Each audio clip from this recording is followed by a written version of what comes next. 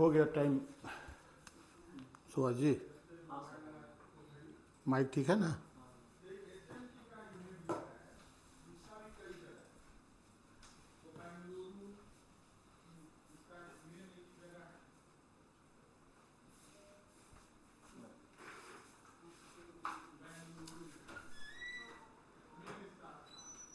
Good morning students. आज set number 14 है। फिर एक बार हम लोग इंडियन पॉलिटी के 5 क्वेश्चन को डिस्कस करेंगे। इस डिस्कशन में 2 क्वेश्चन पूछा हुआ है, 3 क्वेश्चन हमने अपनी ओर से डाला है। जो पहला क्वेश्चन है उसमें ये प्रश्न किया गया है कि निम्नलिखित में से कौन सा किसी राज्य के राज्यपाल को दी गई विवेकाधीन शक्तियां नहीं हैं। विवेकाधीन शक्तियां किसे कहेंगे? एक लाइन में थोड़ा उसको भी जान लेते हैं। ऐसे तो शाब्दिक अर्थ होता है राष्ट्रपति अपनी इच्छा से या विवेक से जो निर्णय लेंगे वही विवेकाधीन शक्ति होगी, है ना? सामान्य अर्थों में तो ये होगा, लेकिन अगर संवैधानिक दृष्टिकोण से देखिए तो इसका असली अर्थ होता है बिना मंत्री परिषद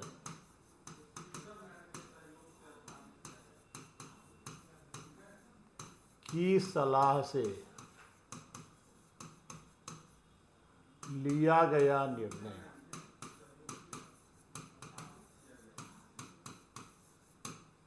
ये राज्यपाल या राष्ट्रपति का विवेकाधिकार यही है। अगर राष्ट्रपति या राज्यपाल, जैसे अनुच्छेद 74 में राष्ट्रपति के लिए और अनुच्छेद 163 में राज्यपाल के लिए प्रावधान है कि उन्हें कार्यों में सहयोग और सलाह देने के लिए एक मंत्री परिषद होगी। अपेक्षा है कि मंत्री परिषद की सलाह के अनुसार ही कार्य करेंगे। तो लेकिन कुछ कार्य ऐसे होते हैं जो बिना मंत्री परिषद के सलाह का किया जाता है, वही राष्ट्रपति या राज्यपाल का विवेकाधिकार कहलाता है। अब इसमें देखते हैं कौन कौन है।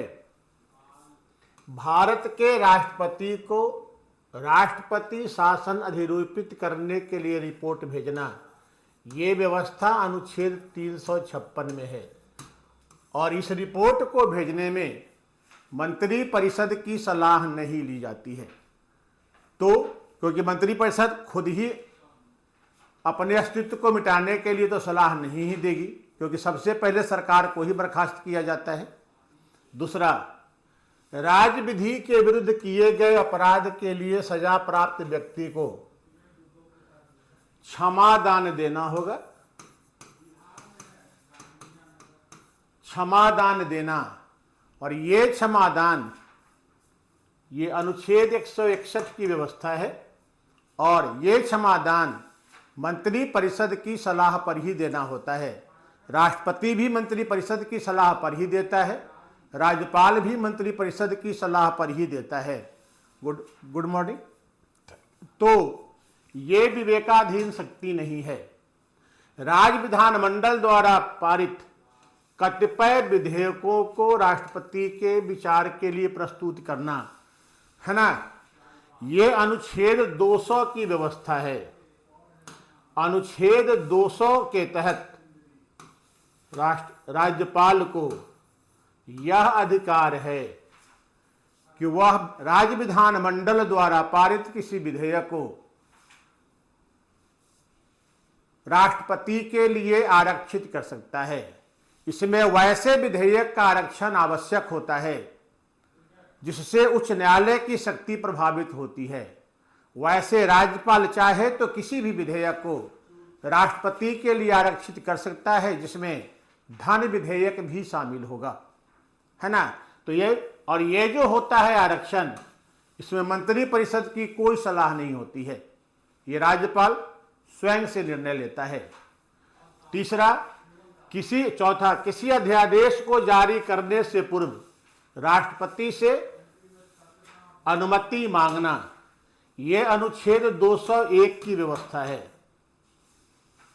वैसे तो अध्यादेश जारी करने की अनुशंसा राज्य मंत्री परिषद करती है, राज्यपाल जारी करते हैं, लेकिन किसी अध्यादेश को जारी करने से पहले राज्यपाल उसकी अनुमति, राष्ट्रपति की अनुमति मांग सकता है अनुच्छेद 201 के तहत, और ये भी उसका विवेकाधिकार है। तो यही 3 विवेकाधिकार संविधान में उल्लिखित हैं।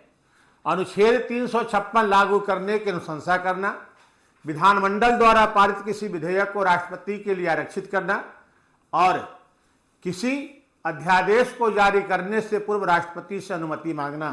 अनुच्छेद 356, अनुच्छेद 200 और अनुच्छेद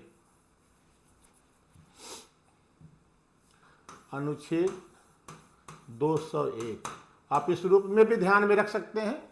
1 सही है, 3 सही है और 4 सही है, तो इसका उत्तर ये हो जाएगा। अनुच्छेद 356 अनुच्छेद में भी याद कर सकते हैं, 356, 200, 201, ये 3 विवेकाधिकार शक्ति है। अनुच्छेद 163 में कहा भी गया है कि राज्यपाल अपनी विवेकाधीन शक्तियों को छोड़कर मंत्रिपरिषद की सलाह के अनुसार कार्य करेगा। ये चीज राष्ट्रपति में नहीं लिखा हुआ है, राज्यपाल में लिखा हुआ है। अनुच्छेद 74 में नहीं कहा गया है कि राष्ट्रपति विवेकाधीन शक्तियों को छोड़कर, लेकिन 163 में जरूर कहा गया है कि राज्यपाल अपनी विवेकाधीन शक्तियों को छोड़कर मंत्रिपरिषद के अनुसार काम करेगा। तो यही 3 होंगे, 356, 200 और 201। दूसरा क्वेश्चन, भारतीय संविधान के अनुसार भारत के राष्ट्रपति का यह कर्तव्य है कि निम्नलिखित में से किनको किनको संसद के पटल पर रखवाएगा, है ना? कौन सा होगा? वित्त आयोग की अनुशंसा ये रखवाता है राष्ट्रपति। राष्ट्रपति रखवाता है। लोक लेखा समिति का प्रतिवेदन ये दिया जाता है लोकसभा अध्यक्ष को।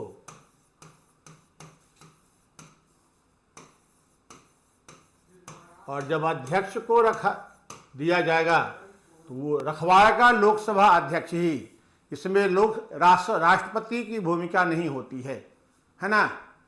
और तो ये नहीं रखवाएगा। सीएजी की रिपोर्ट रखवाता है। सीएजी रिपोर्ट देते हैं जिसे राष्ट्रपति ही संसद में रखवाता है। और राष्ट्रीय अनुसूचित जाति आयोग, जनजाति आयोग, यूपीएससी, इसके प्रतिवेदन को भी रखवाते हैं। तो ये भी रखवाया जाता है। यानी इसको 1, 2, 3 कर लीजिए, 4, और इस हिसाब से देख लीजिए 2 नंबर नहीं है ना? जहां जहां 2 है ये भी कट जाएगा, तीनों तो कट ही जाएगा। 2 है इसमें भी 2 है, इसमें भी 2 है, तो उत्तर हो जाएगा डी। जहां जहां भी 2 है नहीं होगा और सब हो, तो एक ही में बच रहा है, यही सही उत्तर होगा। ठीक है ना? गिलोटीन क्या है? भारतीय संसदीय व्यवस्था में गिलोटीन, इस शब्द की उत्पत्ति फ्रांस की क्रांति से हुई है। फ्रांस की क्रांति में जो क्रांति विरोधी होते थे उनको पकड़कर लाया जाता था, फांसी पर चढ़ा दिया जाता था। इसी को गिलोटीन वहां कहा गया है। उसका पक्ष भी नहीं सुना जाता था। यही व्यवस्था गिलोटीन कहलाती थी। भारतीय संसदीय व्यवस्था में, संसदीय प्रक्रिया में गिलोटीन शब्द का प्रयोग अनुदान की मांग को पारित करने के लिए किया जाता है ना? अनुदान की मांग,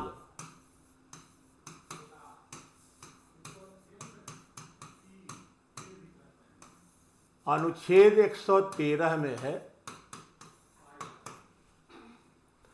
बजट में जो व्यय संबंधी प्रस्ताव प्रस्तुत किए जाते हैं, उस व्यय संबंधी प्रस्ताव की स्वीकृति के लिए अनुदान की मांग पेश किया जाता है ना। तो ये व्यय संबंधी प्रस्ताव होता है।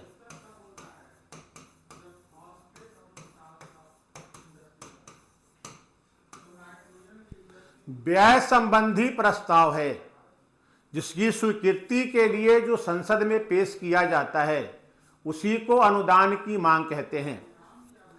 अब सरकार के पास 54 या 55 विभाग हैं। हर विभाग के अनुदान की मांग अलग अलग होती है और संसद में अनुदान की मांग पर विचार करके पारित करने के लिए 26 दिन का समय ही निर्धारित रहता है। 26 दिन में ही सभी विभागों के अनुदान की मांग पर चर्चा करके उसे स्वीकृति देना होता है, पारित करना होता है। यह संसदीय व्यवस्था है। ऐसे में 26 दिनों में सारे विभाग के अनुदान की मांगों पर विचार करके उसे पारित करना संभव नहीं हो पाता है। तो अंतिम दिन 26वां दिन जो भी अनुदान की मांग बचे रहते हैं उन्हें एक ही बार संसद में स्वीकृति के लिए पेश कर दिया जाता है। इसी व्यवस्था को गिलोटीन कहते हैं, है ना। यानी बिना चर्चा के अनुदान की मांग को संसद में पारित करने के लिए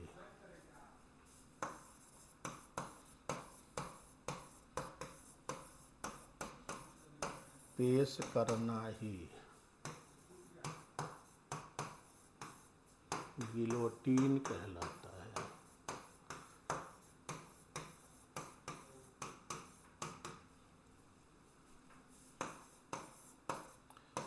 ऐसा समय की कमी के कारण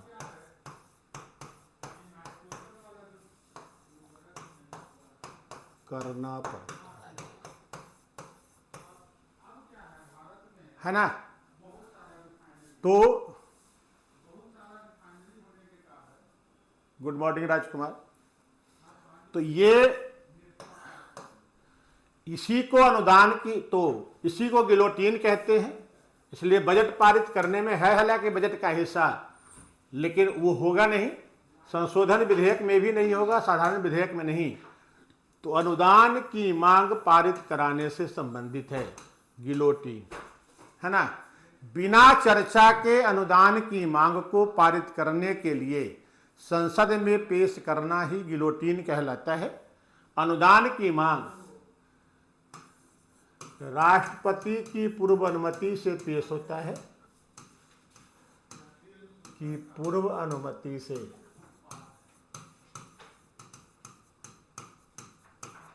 लोकसभा में पेश होता है।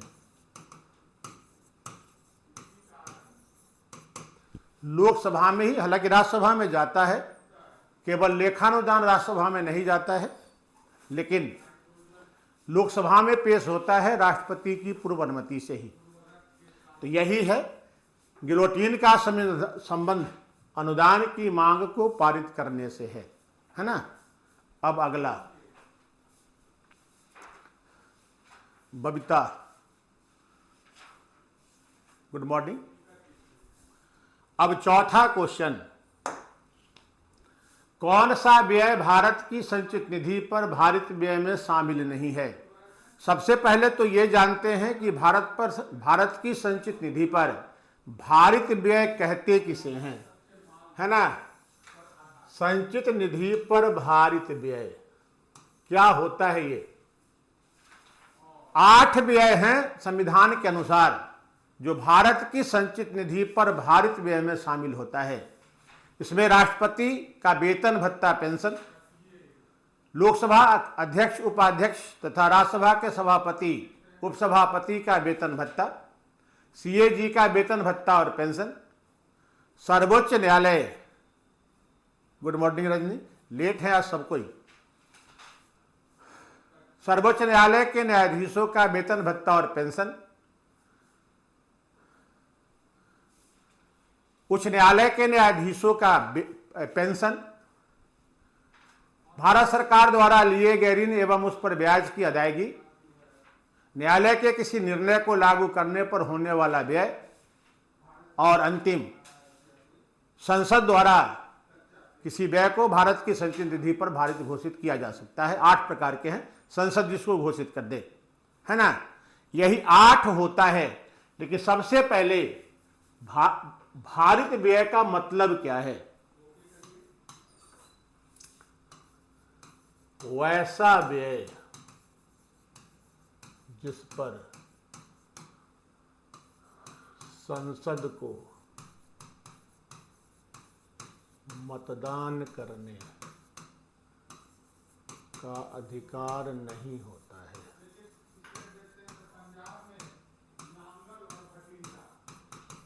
है ना, क्योंकि संचित निधि से ही व्यय होना है और संसद की स्वीकृति के बगैर भारत की संचित निधि से धन नहीं निकाला जाता है। ये स्वीकृति मतदान के जरिए ही दिया जाता है।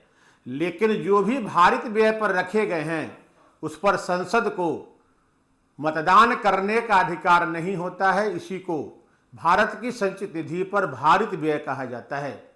यही बात राज्य की संचित निधि पर भारित व्यय पर भी शामिल होगा, है ना, यही बातें होंगी। इस पर संसद को मतदान करने का अधिकार नहीं होता है। इसी को संचित निधि पर भारित व्यय कहते हैं। इसमें आता क्या है? तो राष्ट्रपति आते हैं, इनका सब कुछ, वेतन भत्ता पेंशन, लोकसभा अध्यक्ष उपाध्यक्ष, राज्यसभा सभापति उपसभापति,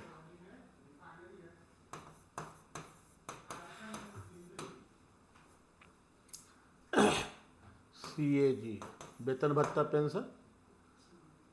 इसके बाद सर्वोच्च न्यायालय के न्यायाधीश का वेतन भत्ता पेंशन तीनों आएगा। उच्च न्यायालय के न्यायाधीश,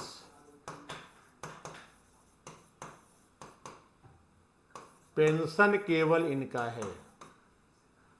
इसके बाद ऋण एवं ब्याज की वापसी, न्यायालय का निर्णय,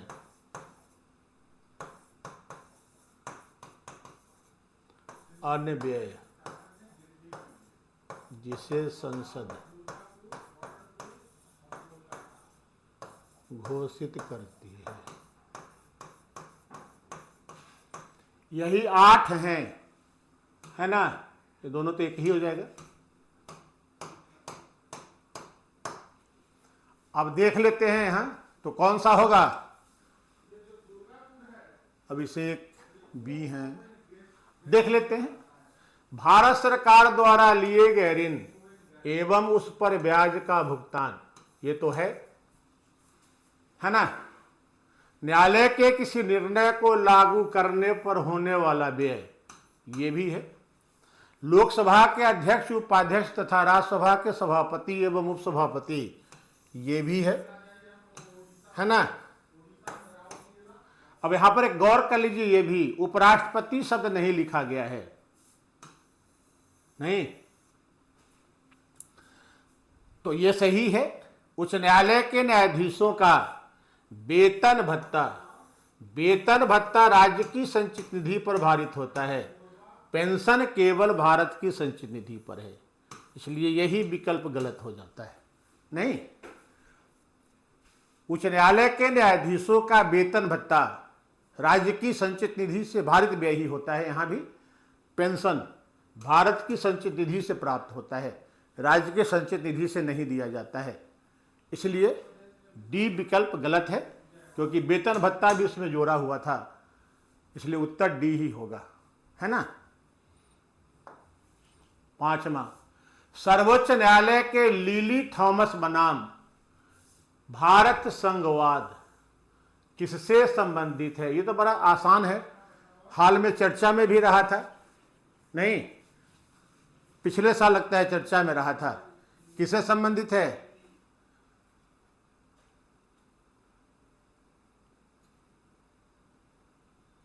क्या उपस्थिति लिखा रहता तब क्या होगा? नहीं समझे क्वेश्चन आकाश, फिर से भेजिए। लिली थॉमस 2013 में आया है, ये वाद 2013 है। लगता है 22 में बड़ा फेमस में था भी, ये बहुत चर्चा रहा था इसका, 6 महीना लगभग। 22 में ही था। ओबीसी आरक्षण को जो वैध ठहराया, इसका संबंध ये लिली थॉमस वाला का जो संबंध है संसद सदस्यों की सदस्यता से है, समाप्त करने से। इसी में कहा गया है, लिली थॉमस में ही कहा गया है कि यदि किसी संसद या विधानमंडल सदस्य को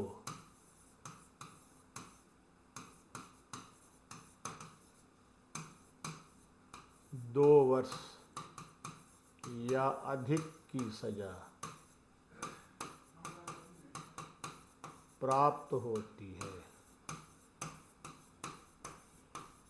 तो उसकी सदस्यता समाप्त हो जाएगी।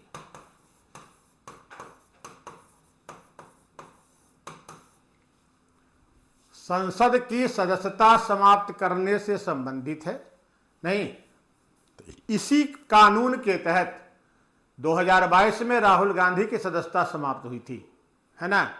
इसी कानून के तहत लगता है 2022 या कब था, अनंत सिंह की सदस्यता समाप्त हुई थी, जो उनकी पत्नी चुनाव जीती। इसी कानून के तहत कुर्नी के विधायक थे, कोई सहनी, मनोज सहनी या क्या नाम था उनका, उनकी सदस्यता समाप्त हुई थी। तो यही वो कानून है, यही लिली थॉमस वाद ही था जिसमें सुप्रीम कोर्ट ने ये निर्णय दिया था कि 2 वर्ष या अधिक की सजा मिलती है तो संसद सदस्य या राज्य विधानमंडल सदस्य की सदस्यता समाप्त हो जाएगी, है ना। ओबीसी आरक्षण को जो वैध ठहराया गया था ये इंदिरा सहनी वाद था।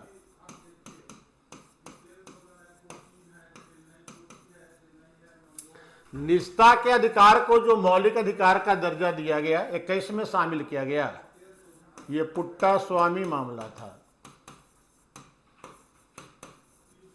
और न्यायाधीशों की नियुक्ति के लिए जो कॉलेजियम आया, ये एसपी गुप्ता मामला था।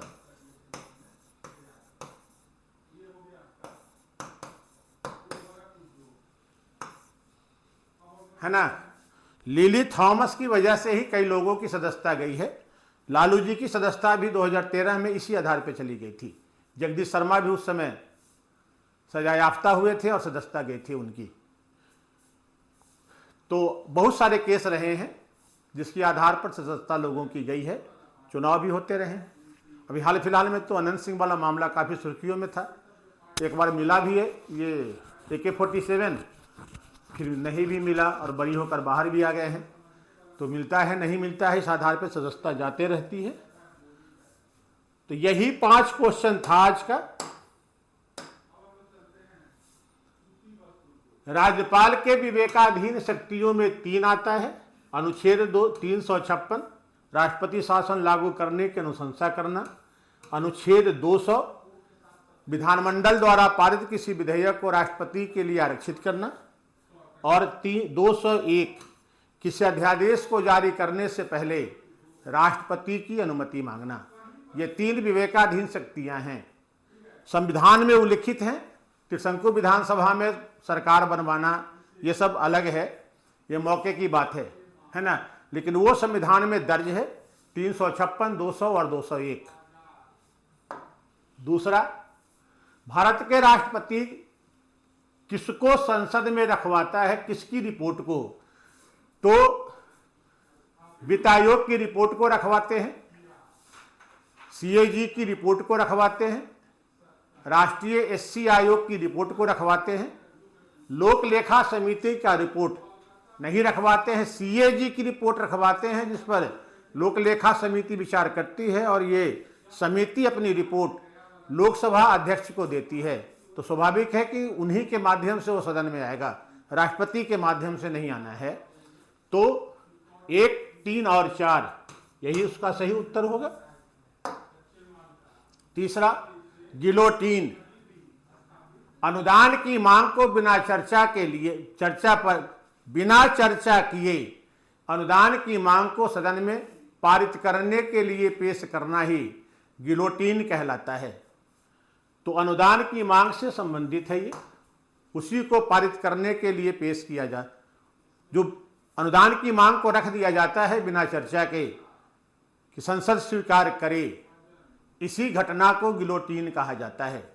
इसका संबंध अनुदान की मांग से है और बजट में जो व्यय का प्रस्ताव होता है उसकी स्वीकृति के लिए अनुदान की मांग ही सदन में रखी जाती है। इसी अनुदान की मांग पर विपक्ष के द्वारा कटौती प्रस्ताव भी लोकसभा में लाया जा सकता है ना। कटौती प्रस्ताव कम कीजिए, कोई पैसा नहीं मिलेगा क्योंकि आपकी नीति सही नहीं है, जो पैसा मांग रहे हैं उसमें से कम होगा, कम कर दीजिए, या कम नहीं कीजिए, हमारी बात मान लीजिए। उसी आधार पे 3 होता है, नीति असहमति कटौती, साधारण कटौती और सांकेतिक कटौती। अनुदान की मांग पर ही ये होता है, दोनों लाया जाता है। गिलोटीन भी अनुदान की मांग से संबंधित है, कटौती प्रस्ताव भी अनुदान की मांग से ही संबंधित होता है। चौथा क्वेश्चन, कौन सा व्यय भारत की संचित निधि पर भारित व्यय में शामिल नहीं होता है? भारित व्यय की यही परिभाषा होती है, संचित निधि से किया जाने वाला वैसा व्यय जिस पर संसद को मतदान करने का अधिकार नहीं होता है भारित व्यय कहलाता है। 8 व्यय हैं इसमें राष्ट्रपति हैं, लोकसभा अध्यक्ष, उपाध्यक्ष, राज्यसभा के सभापति, उपसभापति हैं, सीएजी, सुप्रीम कोर्ट के न्यायाधीश, इनका वेतन भत्ता पेंशन सब है, हाईकोर्ट के न्यायाधीशों का केवल पेंशन है, भारत सरकार द्वारा लिया गया उधार, फिर उस पर ब्याज, और न्यायालय के किसी निर्णय को लागू करने में होने वाला व्यय, और अंत में संसद द्वारा घोषित कोई अन्य व्यय, भारित व्यय। यही 8 होते हैं। इसमें उच्च न्यायालय के न्यायाधीशों का वेतन भत्ता भी था ऑप्शन में, इसीलिए गलत हो गए, पेंशन सही है। और 5वां क्वेश्चन है, लिली थॉमस वाद का संबंध किससे है? 2013 में लिली थॉमस वाद में सुप्रीम कोर्ट ने निर्णय दिया था कि यदि किसी संसद या राज्य विधानमंडल सदस्य को न्यायालय द्वारा 2 वर्ष या अधिक की सजा प्राप्त होती है तो उनकी सदस्यता समाप्त हो जाएगी। यानी संसद सदस्यों या विधानमंडल सदस्यों की सदस्यता समाप्त करने से संबंधित है। ओबीसी आरक्षण को वैधता इंदिरा सहनी वाद में मिला है, निजता का अधिकार मौलिक अधिकार बना है पुट्टा स्वामी मामले में, और न्यायाधीशों की नियुक्ति के लिए कॉलेजियम एसपी गुप्ता वाद का निर्णय था। यही है, आज यही 5 क्वेश्चन है। कल फिर 5 क्वेश्चन को डिस्कस करेंगे। उम्मीद है कि आपको इससे लाभ हो रहा होगा, है ना। वाइस प्रेसिडेंट लिखा रहता तो गलत हो जाता, इसलिए कि वाइस प्रेसिडेंट शब्द का प्रयोग है ही नहीं। 2 जगह पर वाइस प्रेसिडेंट शब्द का प्रयोग किया ही नहीं गया। एक संचित निधि पर भारित व्यय में वाइस प्रेसिडेंट शब्द का प्रयोग नहीं है, तो हम अपने से क्यों करें? संविधान है, काम चलाओ व्यवस्था तो है नहीं। दूसरी अनुसूची का जहां उल्लेख किया गया है जिसमें वेतन भत्ता और पेंशन की चर्चा है, वहां भी राज्यसभा का सभापति शब्द ही उल्लेखित है, वहां पर भी उपराष्ट्रपति शब्द का प्रयोग नहीं किया गया है। मायने वही होता है, लेकिन मतलब लगाने से क्वेश्चन गलत हो जाएगा। जैसे एक बार बीपीएससी में क्वेश्चन पूछा था कि कितने दिनों तक संसद सदस्य यदि सदन से अनुपस्थित रहते हैं बिना सूचना दिए तो उनकी सदस्यता समाप्त हो जाएगी। 60 दिन वहां लिखा हुआ है, लेकिन हम लोगों ने हिसाब क्या लगाया कि 60 दिन तो 2 महीना ना होता है, तो बहुत सारे लोगों ने 2 महीना कर दिया, गलत हो गया। इसलिए कि 2 माह 60 दिन हो ही जरूरी तो नहीं है, बल्कि 2 लगातार महीना लीप ईयर को छोड़कर कभी 60 दिन का होता ही नहीं है ना। आप इसको कैलकुलेट करके देख लीजिएगा, जनवरी से लेकर दिसंबर तक या तो वो 59 दिन का होगा या 61 दिन का होगा। 2 लगातार नहीं होता है, जनवरी फरवरी 59 ही रहेगा लीप ईयर अगर नहीं है तो। फरवरी मार्च 59 ही रहेंगे, मार्च अप्रैल 61 रहेंगे, है ना।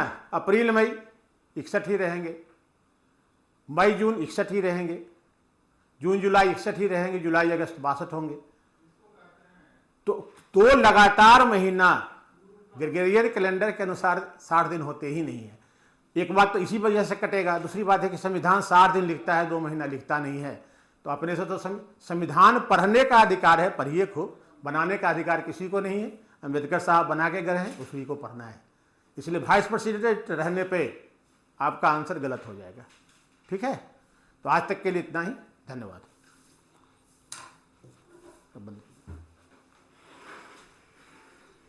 फिर कल मिलते हैं 5 क्वेश्चन के साथ।